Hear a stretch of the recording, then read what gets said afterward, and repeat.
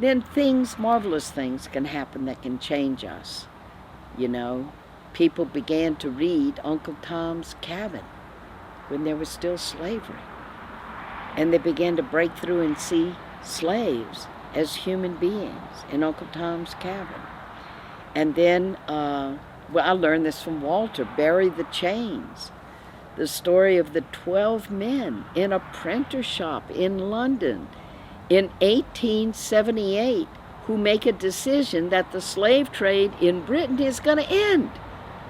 Well, they don't have a snowball's chance in hell of doing that. 90% of the people in the world at that time just took it for granted that some people were property. It's the way life is. How did they do that?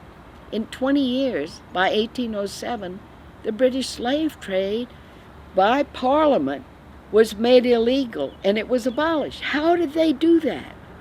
We wake each other up, and they found the ways. They wrote a book. They got on the road. They talked to people. They began to make connections that sugar you putting in your tea comes from sugarcane fields.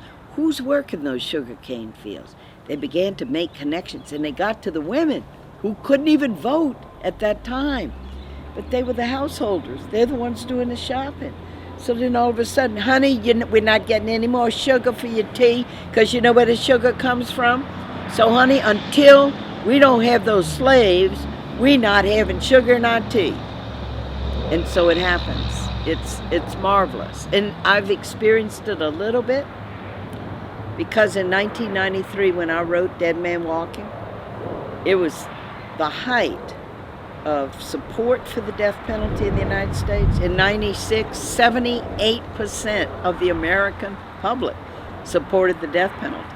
And in the deep South states that practiced slavery, like Texas, like Louisiana, Alabama, Georgia, it was 85% support.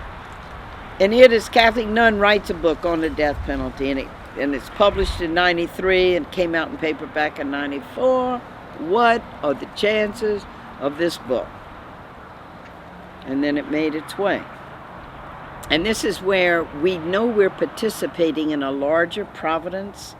We play our little part, but it's all part of a deeper, wider community of people who work for human rights and for restorative justice, that killing is not the way. And the book had its way of going out there.